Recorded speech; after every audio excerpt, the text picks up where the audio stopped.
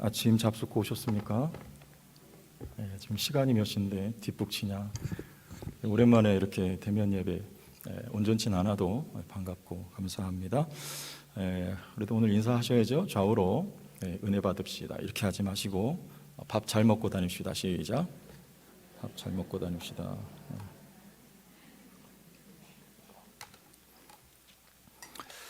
야고보서 말씀에 우리 오늘 주인공인 엘리야를 이렇게 말씀했습니다. 우리와 성정이 같은 사람이다. 그 말씀대로 오늘 말씀에 보면 18장에서 나온 엘리야의 모습과 19장의 엘리야의 모습은 너무나 판이하게 다른 모습을 보여주고 있죠. 18장에서는 엘리야의 영적 사기가 충천하여서 바알과 아세라 선지자 850명과 홀로 맞서서 싸우고 승리를 거머쥐고, 그리고 우리 18장 맨 마지막 절에 보면 이와 같이 말씀합니다. 여호와의 능력이 엘리야에게 임하여서 그 허리를 동이고 마차를 타고 가는 아합 앞에서 다름박질하면서 휘파람 불면서 달려가는 엘리야의 모습을 이렇게 그려주고 있는데, 19장에 넘어가면 그와는 너무나 다른 모습을 보이고 있습니다. 이세벨의 위협 앞에 엘리야가 어찌할 바를 모르면서 하나님 앞에 이제 사명의 자리를 도망하면서 로뎀나무 아래 앉아서 나를 죽여달라고 이렇게 외치는, 그야말로 영적으로 바닥을 치고 있는 엘리야의 모습을 우리가 보고 있는데, 이건 성경에서 보면 엘리야뿐만 아니라 누구나 다 그렇습니다. 사람은 그런 거예요. 하나님이 붙잡아 주시지 않으면 우리는 하나님 앞에 그렇게 바르게 설 수가 없는 것이죠. 따라서 우리는 하나님 은혜 앞에 늘 겸손해야 되고, 하나님 앞에 붙들리기 위해서 또 성령의 감동받기 위해서 우리가 기도 생활이 그래서 꼭 필요한 것 같습니다. 그런데 오늘 이제 이런 엘리야의 모습의 원인이 뭐냐, 엘리야가 지금 왜 이렇게 됐느냐, 이걸 우리가 말씀을 통해서 조명받고 교훈을 얻고자 하는 것인데요. 1절부터 한번 살펴보면, 1절에 아합이라고 하는 인물이 얼마나 이 사람 웃기는 사람인지 여러분 한번 보세요. 아합이 엘리야가 행한 모든 일과 그가 어떻게 모든 선지자를 칼로 죽였는지를 누구에게 말합니까? 자기 와이프한테 가서 그대로 얘기해요. 여러분, 이거 솔직히 세상 말로 이게 부끄러워서 이게 할 말입니까? 지금 아합이 남자가 어디 가서 맞고 들어와가지고 집에 가서 자기 와이프한테 여보가 어디서 다쳤어? 그러면은 누구한테 맞았어? 그러면 나 그냥 넘어졌어 그러고 말지, 그대로 소상황이 지금 850명의 바알 아세라 선지자한테 지금 완전 대패하고 왔는데 그걸 그대로 얘기하는 거예요. 저희 사택에 보일러가 이제 기름이 다 돼가지고 주유소에다가 제가 이렇게 교회 말씀드려가지고 기름 좀 넣어 주십사 했는데, 이 주유소에 기름이 다 떨어졌는지 아니면 바빠서 아마 그랬던 것 같이, 막 영하 20도 떨어질 때, 그래서 제가 이 말통에다 기름 하나 들어다가 받아다가 이렇게 보일러에다 넣다가 넘어졌어요. 이게 좀 높은 데서 떨어져가지고 정강이가 많이 다쳤거든요. 그런데도 제가 집사람이 저한테 이거 왜 그러냐고 막 그러는데 말을 못 하겠는 거예요. 창피하니까. 기름 넣다가 떨어졌다고, 막 원숭이가 나무에서 떨어진 것처럼 그렇게 떨어졌거든요. 그래서 길 가다가 넘어졌다 그냥 그러고 마는 건데, 여기에 이 아합이라고 하는 사람은 이거 막 그대로 얘기를 하는 거예요. 여러분, 이 아합이라고 하는 사람이 이 인물됨이 이겁니다. 왜 그렇습니까? 이 이세벨이라고 하는 여자의 치마폭에서 그렇게 놀아나는 사람이에요. 이 사람이. 이건 하나님 세우신 질서가 아니죠. 하나님이 누구를 통해서, 여러분 가장이 누굽니까? 남성이죠.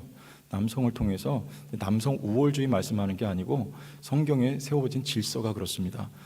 영적으로나 모든 면에 있어서 가장을 통해서 이렇게 가정이 세워지는 것이고, 아내들은 돕는 조력자, 돕는 배필이에요. 하나님 그렇게 창조하셨죠. 이게 안 되면 좀 문제가 있는 거예요. 여러분, 열왕기서에 솔로몬이라고 하는 사람이, 이 열왕기서는 역사서인데 이거 왜 기록이 됐냐면, 오늘날 이스라엘이 이 당시에 왜 이렇게 됐냐, 우리나라가 할 때 그 원인을 찾아가고 과정을 역사로 기술하면서 우리가 교훈받자, 앞으로는 우리나라 이렇게 하지 말고 좀 제대로 가보자, 이런 논지와 관점을 가지고 이 열왕기서가 기록이 된 거예요. 열왕기서가. 근데 이렇게 패망한 원인을 찾아 올라가니까 누구였냐면 그 원흉이 솔로몬입니다. 솔로몬이 10장까지는 잘해요. 성전 짓고 기도하고 하는데 11장에 가니까 이 사람이 원인은 뭐냐, 여자예요. 여자. 하나님이 아내 많이 두지 말라고 했는데 몇 명입니까? 1000명이에요. 기가 막힐 노릇 아니에요? 1000명. 그리고 성경의 표현대로 하면 그들을 사랑했다 그래요. 근데 그게 다 이방 여인들 아닙니까? 이방 여인들하고 결혼할 때 누구도 들어오는 거예요? 그들이 섬겼던 우상들도 같이 이스라엘에 다 들어오는 거예요. 거기서부터 문제가 생긴 거예요. 나라가 두 개도 아닙니다. 여로보암한테 완전히 털려버리는 거예요. 유다하고 베냐민만 남쪽에 남고 나머지는 그냥 다 뺏겨요. 여러분, 나라가 하나가 돼도 부족한데 두 쪽이 났다. 남북한이 하나가 되면 여러분 얼마나 힘이 세지겠어요? 이 두 동강 나니까 힘이 없는 거잖아요. 그때부터 이스라엘 백성들이 패망의 길로 접어드는 것. 뭐 긴 얘기 드렸습니다만 여하튼지 간에 이런 질서가 우리가 좀 세워져야 된다라는 말씀을 드리는 것이죠. 자, 그런데 이세벨이 뭐라고 합니까? 2절에. 2절 제가 2절에 그러면 이렇게 탁 올라오잖아요. 그죠? 이세벨이 사신을 엘리야에게 보내 이르되 내가 내일 이맘때 반드시 내 생명을 저 사람들 중 한 사람의 생명과 같게 하리라. 이렇게 말해요. 왜 해필이면 내일 이맘때까지 이세벨은 참겠다는 거예요? 지금 당장 가서 잡아 죽이면 되는 거 아닙니까? 이세벨이 여러분 바보가 아닌 다음에야 지금 엘리야가 범상치 않은 인물인 건 누구나 다 알 수 있어요. 왜냐하면 이 선지자 850명 혼자 상대해가지고 완전히 다 때려 눕혔지 않습니까? 그러니까 이세벨이 아합에게 그 이야기 들을 때 이세벨도 솔직히 말해서 왕비였지만 섬뜩한 거예요. 그러니까 이렇게 말하는 거예요. 내일 이맘때까지 너 백기 들고 말로 할 때 순순히 나와라. 협상하는 거죠. 근데 그 말을 듣고 문제는 3절에 엘리야의 반응이 더 가관인 거죠. 3절. 그가 이 형편을 보고 일어나 자기의 생명을 위해 도망하여 유다에 속한 브엘세바에 이르러 자기의 사환을 그곳에 머물게 하고 걸음아 나 살려라. 여러분 도망가요. 여러분 도망가면 안 되는 거예요. 왜 도망갔을까요? 두려웠으니까. 그런데 하나님의 음성이 있었으면 그래도 안 도망갔을 거예요. 여기까지 올 때에 이 엘리야가 사역하는 곳곳에 하나님이 엘리야에게 말씀하셨습니다. 우리 성경 보시죠. 17장 2절에 여호와의 말씀이 엘리야에게 임하여 이르시되, 여기 어떤 대목일까요? 하나님 비 오지 않겠다. 이제 비 안 내려준다. 요거요. 17장 8절에 여호와의 말씀이 엘리야에게 임하여 이르시되, 여기도 말씀이 먼저 임합니다. 하나 더 볼게요. 18장 1절에 많은 날이 지나고 새 3년에 여호와의 말씀이 엘리야에게 임하여 이르시되 너는 가서 아합에게 보이라. 내가 비를 지면에 내리리라. 이런 굵직굵직한 역사들 앞에 엘리야가 뭔가를 행하기 전에 하나님이 엘리야에게 먼저 말씀을 주세요. 그런데 19장에 이 어떻게 보면 위기요 중차대한 순간에 하나님 아무 말씀 안 하시는 거예요. 하나님 뭐라고 말씀? 너 여기 좀 있어라고 하면 그래도 있을 텐데, 두려워도. 하나님 아무 말씀 없고 너 어디로 가 이런 말씀도 없는 거예요. 견딜 수 있습니까? 없습니까? 여기 있으면 죽겠거든요. 그러니까 지금 또 자기, 오늘 표현해 보면 자기 생명을 위하여 엘리야가 도망을 칩니다. 그런데 여러분, 하나님은 말씀하실 때가 있는 반면에 침묵하실 때가 있으세요. 하나님은 말씀하실 때도 일하시고 침묵하실 때도 뭐 하신다? 이쪽 분단 시작. 침묵하실 때도 뭐 하신다? 성적존. 침묵하실 때 뭐 하신다? 별로 이렇게 하니까 기분 안 좋으세요? 1부 때는 이런 거 안 했는데 2부 때 오신 분들은 이렇게 혜택이 있는 것 같아요. 하나님은 침묵하시는 와중에서도 하나님 일하고 계세요. 침묵하실 때 뭐 해야 돼요, 여러분? 하나님이 말씀하세요. 하나님의 때에 그때까지 그 자리에서 기다려야 되는 거예요. 네? 근데 뭐 합니까? 도망가요. 근데 엘리야가 여기 지금 세 가지를 놓치고 있는 거예요. 첫째는 뭐냐면 하나님 반드시 말씀하신다는 것입니다. 지금이 아니라도 하나님이 정하신 때, 하나님 필요하실 때 하나님이 말씀해 주세요. 기다려야 돼요. 두 번째는 지금 이세벨이 엘리야 죽이려고 하는데요, 엘리야 못 죽입니다. 왠지 아세요? 주권자는 하나님이기 때문에 그래요. 네? 그러니까 예수께서 말씀하셨어요. 참새 한 마리가 땅에 떨어지는 것도 하나님의 명령이 아니면 떨어지지 않는다고 하셨어요. 하나님이 지켜주세요. 기다렸어야 돼요. 또 한 가지는 뭐냐면 사명이 있는 자는 죽지 않아요. 지금 엘리야는 마지막 사명이 있습니다. 여기까지 달려왔어요. 그 사명이 이루어야지 엘리야는 승천해요. 죽임 당하지 않아요. 올라가는 거예요. 근데 엘리야는 그거 몰랐어요. 사도 바울이 로마로 호송되는 와중에 배를 타고 가다가 유라굴로를 만나서 멜리데라고 하는 섬에 떨어집니다. 근데 거기서 어떻게 해요? 불 피다가 독사에게 물려요. 근데 어떻게 합니까? 털어버려요. 그냥 아무 일도 일어나잖아. 왜요? 바울에겐 사명이 있기 때문에 그래요. 로마로 가야 되는 거예요. 로마에 가서 복음 전하고 교회 돕고 그리고 거기서 순교해야 되는 거예요. 마가복음 16장 말씀해 보면 우리 잘 아는 말씀입니다. 무슨 독을 마실지라도 해를 받지 아니하고 뱀을 집으며, 근데 그 앞에 무슨 말씀이에요? 사명이 제자들에게 선포되는 거예요. 온 천하에 다니며 만민에게 복음을 전파하라. 사명이 있으면 여러분 죽지 않아요. 무슨 독을 마셔도 해를 받지 않고 뱀을 짚는 거예요. 귀신을 명하면 쫓겨 나가는 것입니다. 근데 엘리야는 그 세 가지 놓쳤어요. 그리고 도망가요. 여러분들 힘들고 어려워도 사명의 자리를 지킬 수 있기를 주의 이름으로 축원합니다. 그 자리에 하나님의 뜻이 있는 거예요. 자, 그러면서 어디로 갑니까? 부엘세바로 갑니다. 3절 말씀에 보면 부엘세바는 어디냐면 이 북쪽 이스라엘, 남쪽 유다 땅 최남단에 있는 지역이 부엘세바예요. 왜 글로 갔을까요? 거기는 아합의 통치 영역이 아니었기 때문에 도망가는 거예요. 거긴 남유다의 그런 어떤 관할 지역이었죠. 근데 거기다가 종을 떼어놔요. 왜냐하면 이제 갈 곳을 정하고 있었기 때문에 그래요. 하나님이 엘리야를 그리로 인도하신 게 아니라 엘리야가 마음먹고 가려고 하는 거예요. 어디냐면 호렙산입니다. 이제 하나님을 독대하려고 그러는 거예요. 호렙산 가서 뭐 하려고요?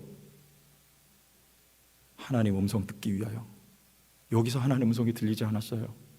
엘리야가 두려움 속에 도망갑니다. 무엇을 해야 될지 엘리야는 모르는 거예요. 기다렸어야 되는데, 그 사명의 자리에 기다리는 게 하나님의 일이었는데, 호렙산 가서 호렙산에서 하나님 모세를 만나 주셨잖아요. 이스라엘 백성들 출애굽기 19장 20장에 보면은 하나님 십계명을 주실 때 호렙산에서 시내산이죠. 말씀하셨지 않습니까?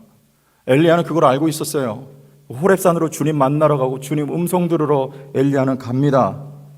4절 말씀에 보면 하룻길을 가서 로뎀나무에 앉아서 원망해요. 죽기를 간청해요. 가다가 너무너무 힘든 거예요. 자, 그러나 엘리야는 사실 죽고 싶은 게 아닙니다. 지금 왜 도망했습니까? 너 죽인다 그러니까 살려고 도망간 거예요. 이거 앞뒤가 안 맞아요. 살고 싶으나 하나님 앞에 원망하고 있는 거예요. 자기가 하늘을 찌를 듯 했던 엘리야의 영성이 왜 이렇게 바닥을 치고 있는가?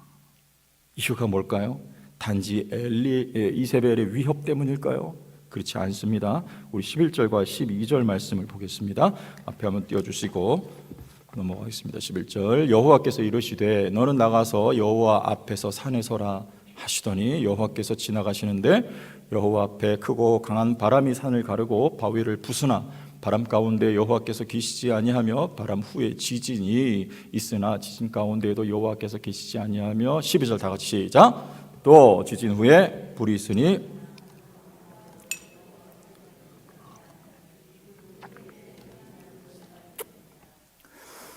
자, 요거예요. 엘리야의 기대와 하나님의 생각은 너무나 달랐던 겁니다. 엘리야는 뭘 기대했어요? 바람과 지진과 그리고 불을 기대했어요. 여러분, 그 바람과 지진과 불은 구약 성경의 하나님의 임재의 현상이에요. 하나님이 임재하실 때 바람이 있었고 지진이 있었고 불이 있었어요. 앞서도 말씀드렸지만 모세가 호렙산에서 주님 하나님 배울 때 하나님 말씀이 호렙산 가시떨기나무 불꽃 가운데에서 하나님의 임재가 나타나고 모세에게 말씀하십니다. 그리고 출애굽기 19장에도 시내산에 십계명 주실 때 빽빽한 구름과 우레와 그리고 불 가운데에서 하나님이 강림하세요. 백성 가운데. 그리고 실제로 엘리야의 사역은 바람과 지진과 불과 같은 사역이었어요.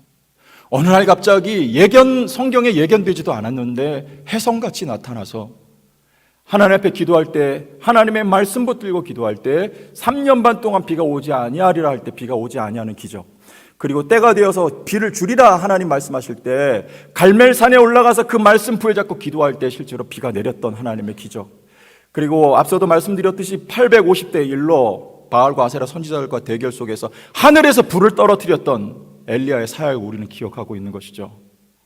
엘리야의 사역이 그런 사역이었어요. 바람 같은 사역, 지진 같은 사역, 불 같은 사역. 엘리야는 그걸 기대하고 있었던 것이죠. 그런데 지금 엘리야에게 돌아온 것은 이세벨의 서슬퍼런 살해의 위협이 돌아왔단 말이에요. 엘리야의 생각 속엔 전혀 달랐던 거예요.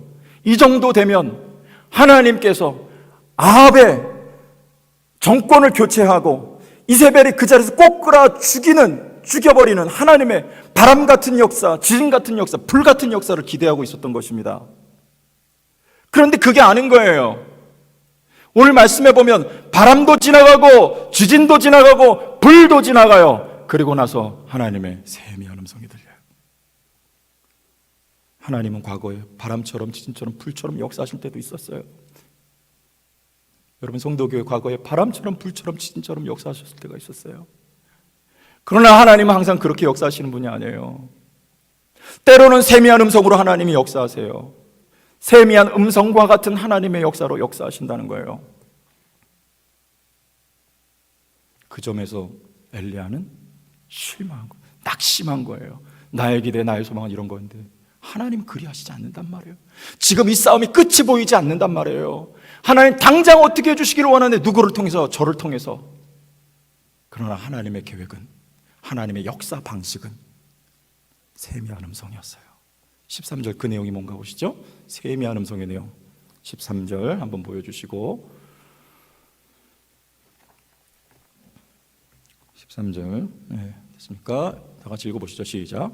엘리야가 듣고 겉옷으로 얼굴을 가리고 네가 굴 어귀에 섬에 소리가 그에게 임하여 이르시되 엘리야야 내가 어찌하여 여기 있느냐. 이게 세미한 음성이었어요. 어찌하여 여기 있느냐. 여긴 네가 있어야 될 자리가 아니다. 아니에요.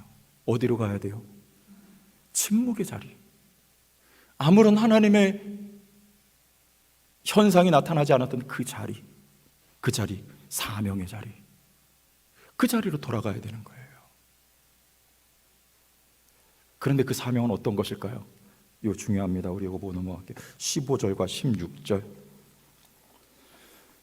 다시 한번. 여호와께서 그에게 이르시되 너는 내 길을 돌이켜 광야를 통하여 다메섹에 가서 이르거든 하사엘에게 기름을 부어 아람의 왕이 되게 하고 16절 너는 또 님시의 아들 예후에게 기름을 부어 이스라엘의 왕이 되게 하고 또 아벨므홀라 사밧의 아들 엘리사에게 기름을 부어 너를 대신하여 선지자가 되게 하라. 여러분, 이게 사명이었어요. 무슨 말입니까? 엘리야는 자신을 통해서 바람처럼 지진처럼 불처럼 하나님께서 바알 세력을 척결해 주실 것을 기대하고 있었단 말이죠. 그런데 하나님의 뜻은 바람처럼 불처럼 지진처럼이 아니고 엘리야를 통해서가 아니고 엘리야의 마지막 남은 사명은 기름 붓는 겁니다. 사역의 승계며 위임이에요. 거기까지예요.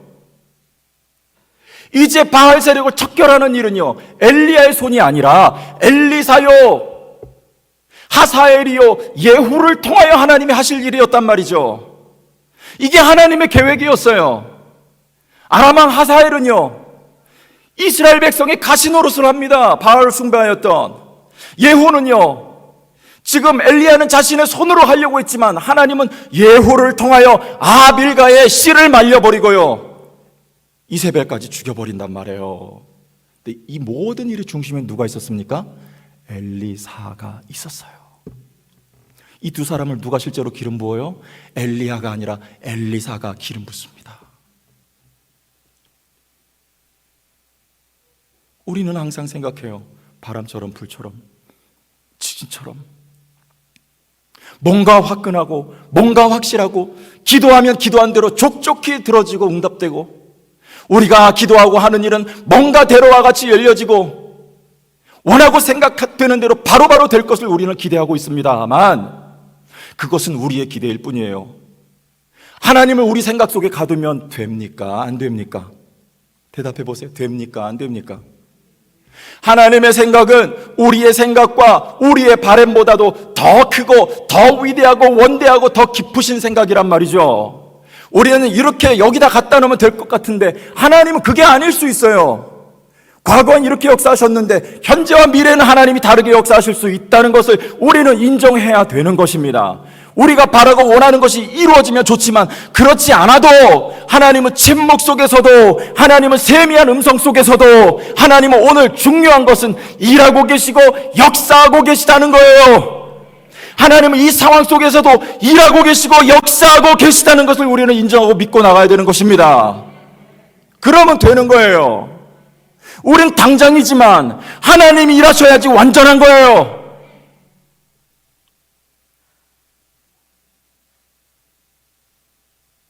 중요한 건 뭡니까? 우리는 사명의 자리에 있어야 되는 거예요. 내가 어찌하여 거기 있느냐? 여러분 어찌하여 거기 계셔요? 교회 어찌하여 그 자리에, 그 자리는 의미론적인 자리를 말하는 거예요. 어찌하여 거기 있느냐? 사명의 자리로 돌아오시기 바랍니다. 하나님 우리에게 맡겨준 사명이 있어요. 하나님의 마음은 그곳에 있어요. 하사엘에게, 예후에게, 엘리사에게 기름 부어 내 백성 이스라엘을 내 품으로 돌아오게 해야 할 하나님의 사랑의 마음이, 하나님의 뜻이, 하나님의 계획이, 하나님의 관심이 거기 있단 말이에요. 우리 교회를 통하여 이루시길 원하신 하나님의 마음이 있단 말이에요. 사명이. 우리의 마음이 어디 있냔 말이에요. 우리가 있는 자리가 어디냔 말이에요. 우리의 위치가 어디냔 말이에요. 그곳으로 돌아가라는 것이죠.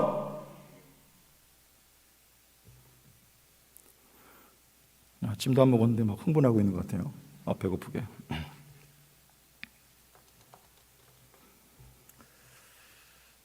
그래서 9절과 13절 말씀 한번 보겠습니다. 9절과 13절 이게 중요한 거예요. 9절 엘리야가 그곳 굴에 들어가 거기서 머물더니 여호와의 말씀이 그에게 임하여 이르시되 엘리야여 내가 어찌하여 여기 있느냐 하는데 이게 한 번 더 반복됩니다. 13절 읽었지만 다시 한번 엘리야가 듣고 겉옷으로 얼굴을 가리고 나가 굴옥의 섬에 소리가 그에게 임하여 이르되 다 같이 시작. 엘리야여 내가 어찌하여 여기 있느냐. 몇 번이에요? 2번. 이건 강조예요. 꼭 해야 되는 거예요. 엘리야 네가 어찌하여 여기 있느냐. 네 자리로 돌아가. 사명의 자리로 돌아가. 살해 위협이 있고 아무런 음성이 들리지 않아도 그 자리로 돌아가. 거기 있어. 내가 말할 때까지 거기서 기다려. 그리고 너에게 내 말이 떨어질 때 그 사명 감당해. 기름 부어. 여러분 하나님 앞에 우리가 꼭 해야 될 거 있어야 될 자리예요. 사명의 자리. 거기는 피하면 안 되는 거예요. 그 자리에 있어야 되는 거예요. 그리고 또 한 번 강조가 또 나옵니다. 5절과 7절 보겠습니다. 5절과 7절 로뎀 나무 아래에 누워있더니 천사가 그를 어루만지며 그에게 이르되 일어나 먹으라 하는지라. 7절 다 같이 시작.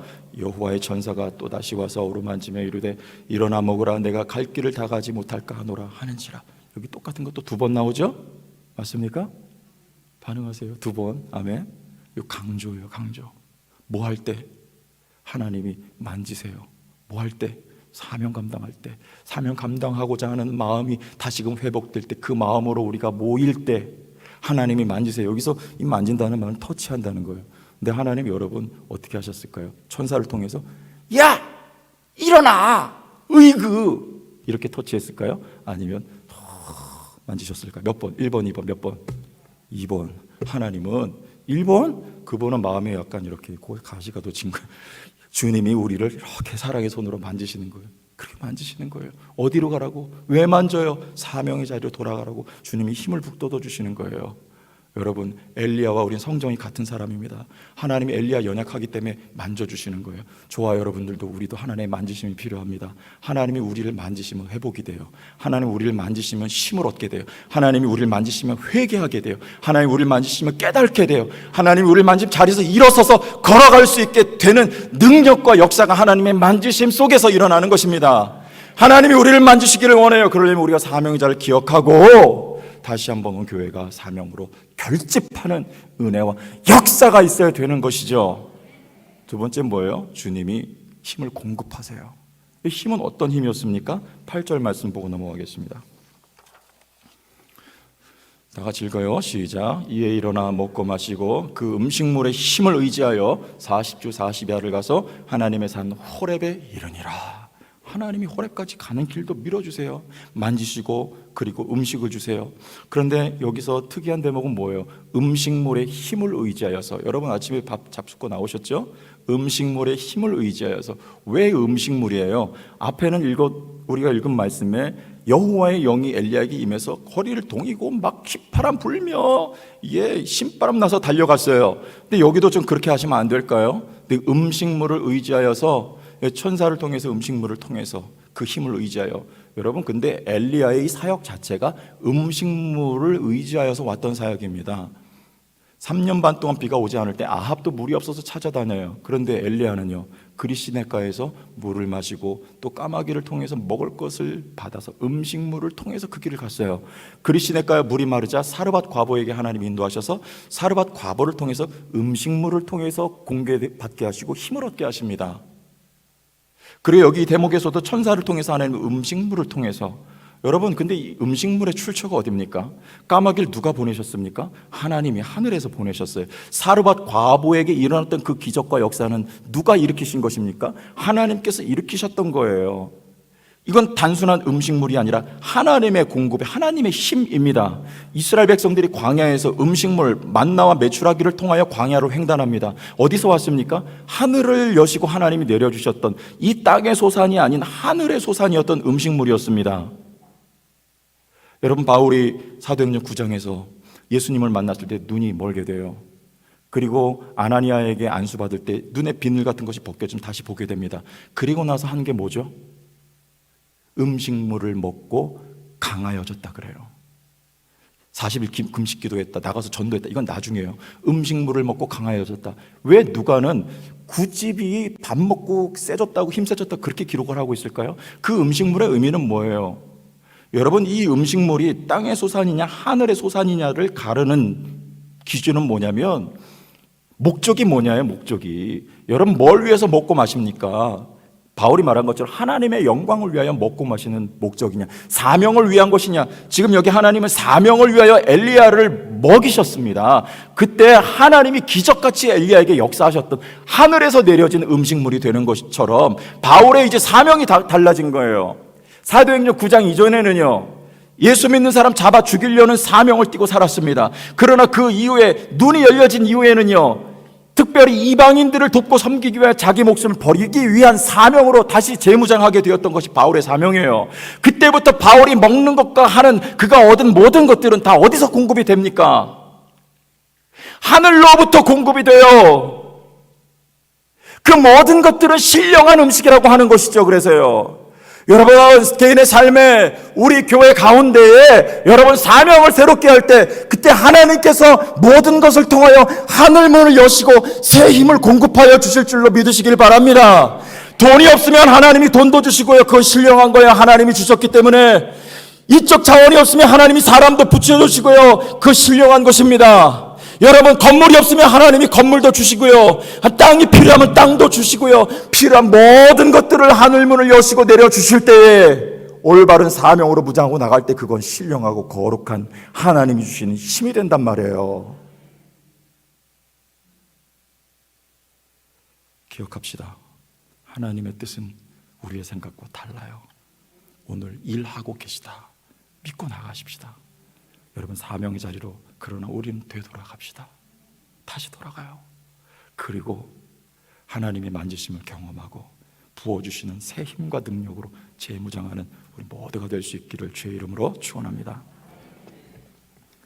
하나님 아버지, 은혜와 사랑을 감사합니다. 이 말씀이 고대의 옛날에 엘리야에게 주셨던 말씀이 아니라 오늘 지금도 살아계셔서 말씀하시는 하나님, 오늘 나에게 주시는 말씀으로 아멘하게 하시고 받아들여서 이 말씀의 능력이 생생히 경험되는 역사가 우리 모두에게 있게 하여 주옵소서. 예수님 이름으로 기도합니다.